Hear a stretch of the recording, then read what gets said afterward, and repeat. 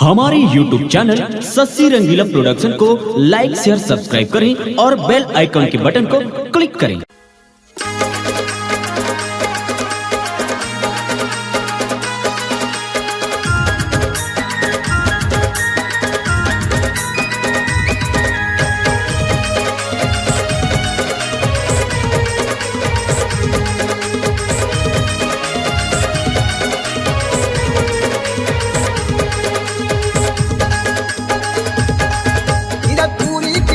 सरकार महू खड़े हवा तोर दुआर गिरपुरी के तय सरकार महू खड़े हवा तोर दुआर बोलतिए हर बाबा का तह सादा के निशान बोलतिए हर बाबा का तह सादा के निशान।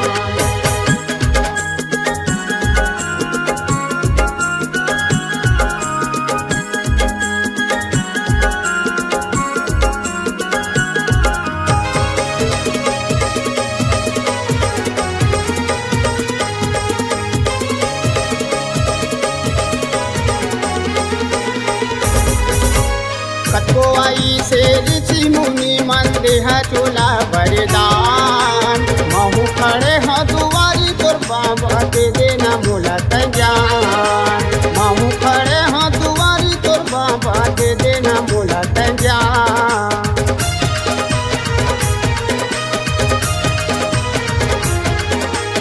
कतो आई से ऋषि मुनि मंदिर है चोला बरदान महू खड़े हैं दुआरी तोर बाबा दे देना मोला तंजान महू खड़े हैं दुआरी तोर बाबा दे देना मोला तंजान।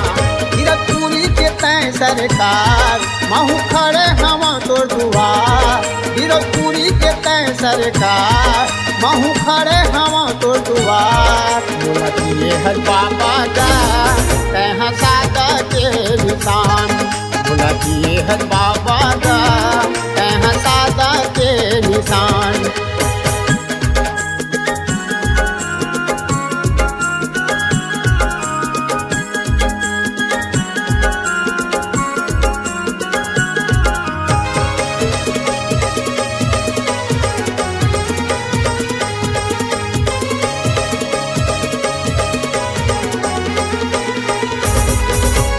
जन्म लिए तह छत्तीसगढ़ माँ गिरपुरी तोरे धाम जन्म लिए तह छत्तीसगढ़ माँ गिरपुरी तोरे धाम ऐसे तय महिमा दिखाए हर बाबा जगह हो गए महान।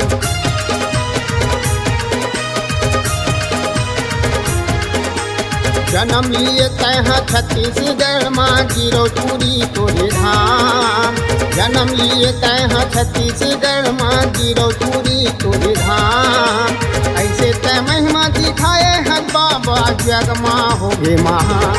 गिरपुरी के तय सरकार महू खड़े हवा तोर दुआर गिरपुरी के तय सरकार महू खड़े हवा तोर दुआर बोलतिए हर बाबा का तह सादा के निशान बोलतिए हर बाबा का तह सादा के निशान बोलतिए हर गुरु का तह सादा के निशान बोलतिए हर बाबा का तह सादा के निशान।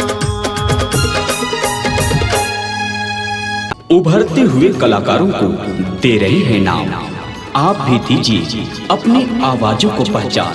चले आइए Sassi Rangila production high digital audio video recording studio Manki Mungeli.